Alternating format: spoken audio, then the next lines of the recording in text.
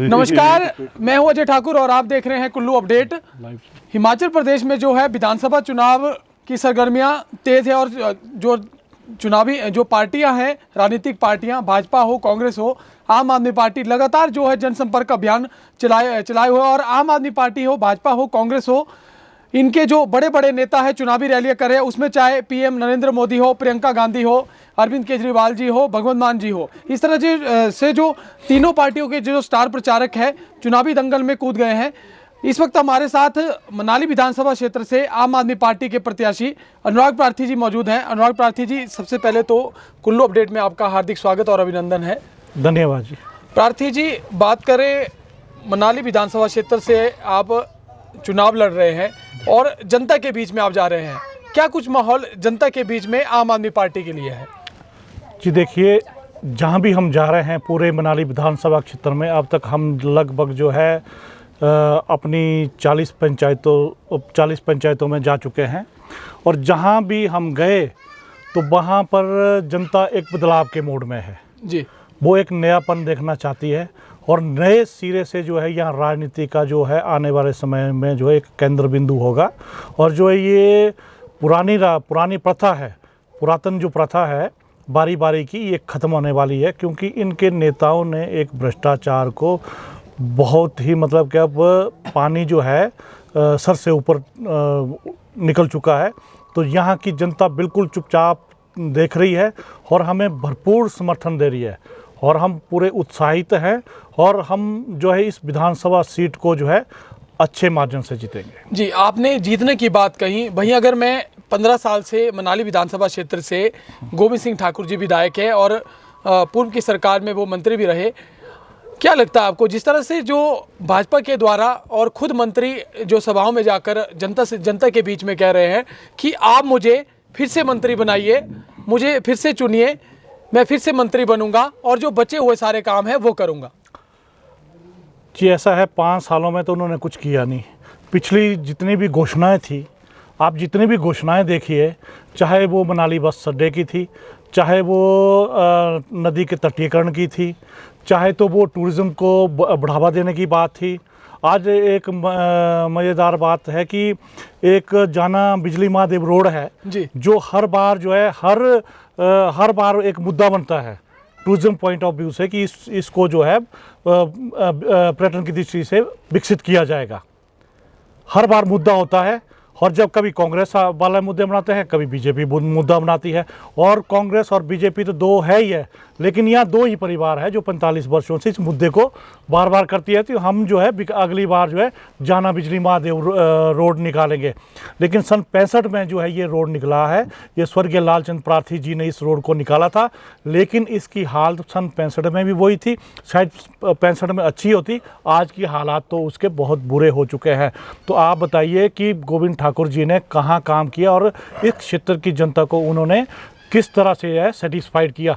आप उज्जी घाटी के क्षेत्र में देखिए, वहाँ पर बच्चे जो है स्वयं रोजगार पैदा कर रहे हैं, चाहे वो जिप लाइन हो, चाहे वो पैराग्लाइडिंग हो, चाहे वो जो घोड़े वाले हैं, चाहे हमारी बहनें हैं जो पट्टू पहनाती है, चाहे वो फोटोग्राफर यूनियन हो, उनको 5 साल जो उन्होंने प्रताड़ित करने का काम किया है और उनके लिए कोई ऐसा प्रोग्राम नहीं बनाया हुआ है या कोई ऐसी नोडल एजेंसी नहीं बनाई हुई है जो उनकी समस्याओं को हल कर सके।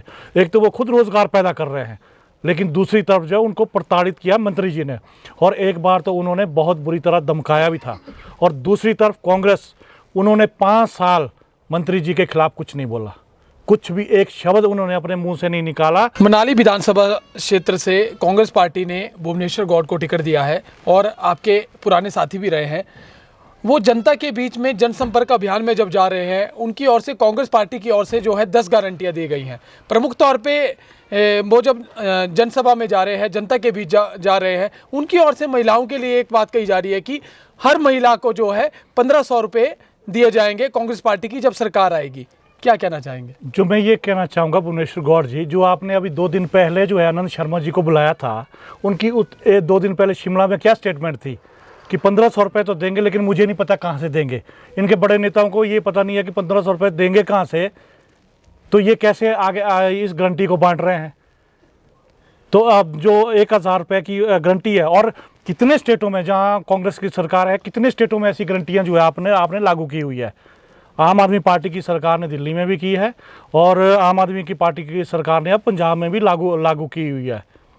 जहाँ तक आप कह रहे हैं कि पुराने साथी हैं, लेकिन हमें पता है कि ये भी यहाँ मनाली विधानसभा के पप्पू साबित होने वाले हैं। जी, आपने कहा कि मनाली विधानसभा के पप्पू साबित होने वाले हैं।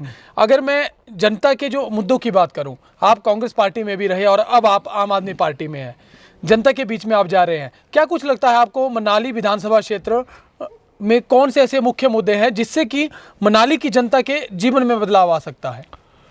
जी देखिए, जहाँ तक मैं पहले कांग्रेस में था और आज आम आदमी पार्टी में हूँ, आम आदमी पार्टी में भी देखो, बिना जनता के, जब तक जनता नहीं चाहती तब तक जो है आप बदलाव नहीं, क्यों जनता बदलाव चाहती है।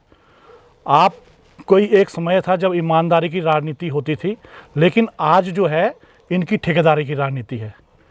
आपने अभी देखा होना, जिस दिन मंच में आपका नॉमिनेशन था 25 तारीख को, तो यहाँ के ब्लॉक के अध्यक्ष ने क्या कहा कि शायद मैं गरीब हूँ इसलिए मुझे टिकट नहीं मिला।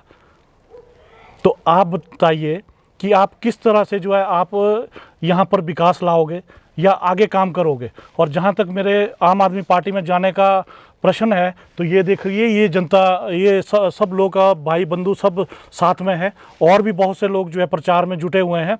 और भी अभी तक इस कड़ी को, और चुनाव आयोग ने अगर समय हमारे को कुछ और दिया होता तो ये बहुत बड़ी एक कड़ी जो और सामने आती। लेकिन चुनावों के बाद आप देखेंगे कि जब ईवीएम खुलेगी तो यहाँ के रिजल्ट का देखेंगे कि यहाँ जो है चमत्कार होने वाला है।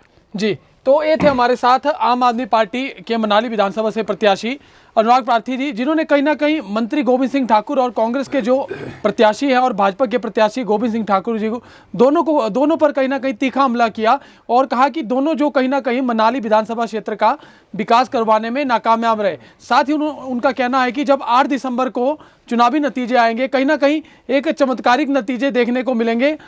ताज़ा दिन अपडेट देखने के लिए आप बने रहें कुल्लू अपडेट के साथ।